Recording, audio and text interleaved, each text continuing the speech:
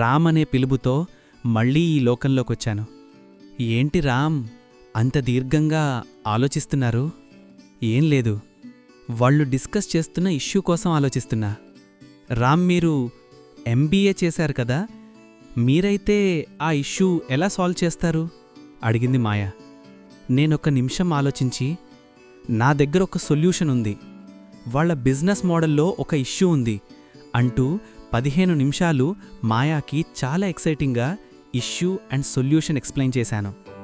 మాయా అంతా విని వావ్ అంటూ, మీ సొల్యూషన్ వాళ్ళకి చెప్పచ్చు కదా అని అడిగింది. చెప్పచ్చు, కానీ ఒక అన్సక్సెస్ఫుల్ పర్సన్ ఎంత వాల్యుబుల్ సొల్యూషన్ ఇచ్చినా కూడా అది ఎవ్వరూ యాక్సెప్ట్ చేయరు మాయా. నో రామ్, నేను మీతో అగ్రీ చేయను. అవకాశాన్ని అందిపుచ్చుకోవడం ఎవరైనా చేస్తారు, కానీ అవకాశాన్ని సృష్టించి దాన్ని అందిపుచ్చుకోవడం చేసేది చాలా తక్కువ మంది చేస్తారు. అందుకే చెప్తున్నా, మీరొక ట్రై చెయ్యండి. నేనొక నిమిషం ఆలోచించి, నో మాయా, ఇలాంటివి నేనెన్నో ట్రై చేశాను, కానీ ఒక్కసారి కూడా నన్ను ఎవ్వరూ యాక్సెప్ట్ చేయలేదు. ఒక నిమిషం మౌనం తర్వాత, రామ్, ఒక్కసారి నా కోసం ట్రై చెయ్యండి అని అడిగింది మాయా. నేను సైలెంట్గా ఉండిపోయాను.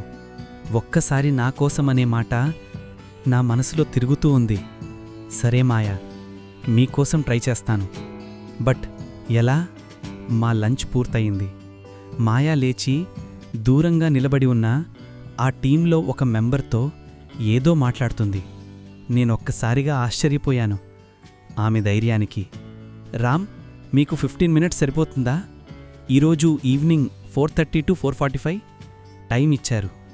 తన ముఖంలో నాపై చాలా కాన్ఫిడెన్స్. ఒక్క క్షణం అనిపించింది, ఇలాంటి పర్సన్ కదా మన పక్కన ఉండాల్సింది. మన ప్రయాణంలో మనతో ఎంతోమంది ప్రయాణిస్తారు, కానీ అతి తక్కువ మంది మాత్రమే మనతో ఆఖరి వరకు మిగిలేది.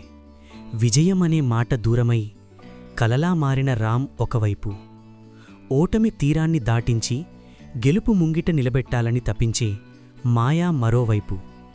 ఈసారైనా రామ్ గెలిచాడా, లేక మళ్లీ ఓటమి నీడలో మునిగిపోయాడా?